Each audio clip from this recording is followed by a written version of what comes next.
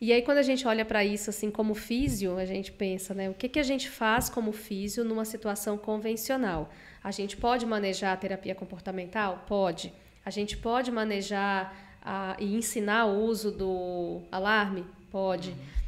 Se a criança tiver enurese não mono, que é aquela que ela também tem problema diurno, a gente pode usar eletroestimulação? Pode, se tiver algum sintoma relacionado. A gente pode usar o biofeedback para ensinar a contrair, relaxar a musculatura da forma correta? Pode. O que mais a gente pode fazer, né? A gente pode intervir nesse mapeamento do corpo como um todo. Então, trabalhar o esquema corporal, trabalhar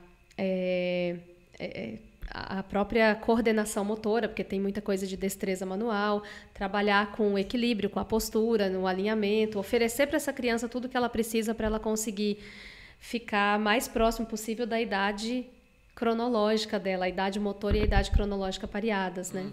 Porque o que a gente percebe é que tem essa imaturidade.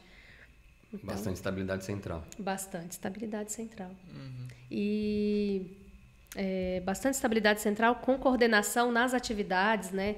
Então dá para associar bastante coisa. Sabe uma coisa que eu acho legal? O Cássio, quando eu estava falando lá, a primeira vez que viu o trabalho, que não viu o potencial, o quanto que realmente, né, quando a gente tem o contato, fala, pô, é um sintoma noturno, né?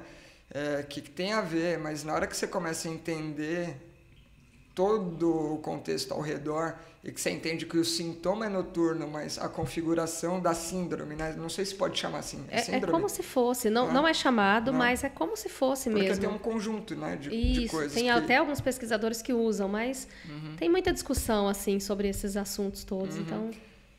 envolve o dia da criança, né? E o dia eu tô fazendo só o contraste com a noite, mas tipo, tudo que ela faz, como coordena, como se estabiliza, equilibra, tem atividade cognitiva, enfim, tem um monte de tudo, comportamento geral, né? Geral. E na hora que você entende isso, aí você fala, não, então talvez tenha muita coisa para ser feita, inclusive o físio pode fazer, né? Sim.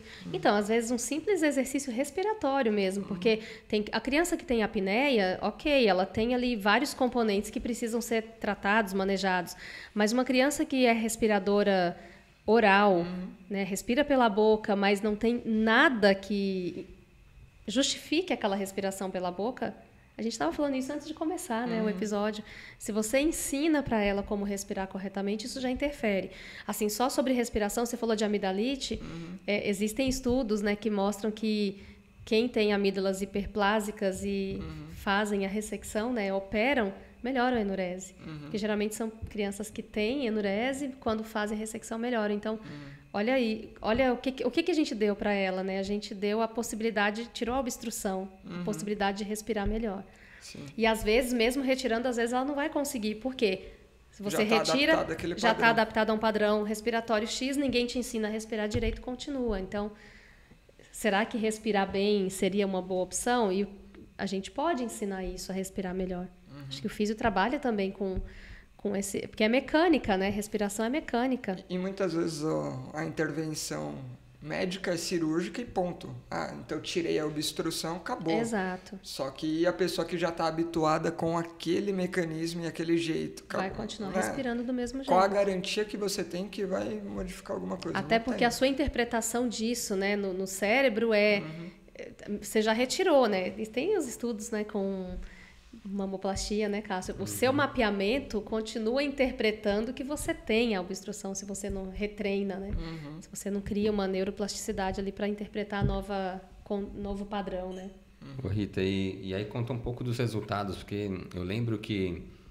Então, foi mais ou menos assim, como eu enxerguei. Vão tratar a criança que faz xixi na cama. Eu falei, como? Não vi um caminho. Aí, quando a gente começou a discutir os casos, eu vi as crianças com esse padrão postural. Falei, então existe um caminho, um acesso para a gente. Porque era realmente um desalinhamento de pelve muito grande, um abdômen muito mal recrutado, transverso inexistente, aquele barrigão para frente. Mecânica respiratória bem ruim, né? Tanto pelo posicionamento de cabeça quanto pelo posicionamento de tórax em cima do tronco mesmo. Exato. Aquela extensão lombar, o tórax tendendo a ser um pouco estreito, anterior-posterior, e todo o desequilíbrio que vem desse alinhamento corporal e tal.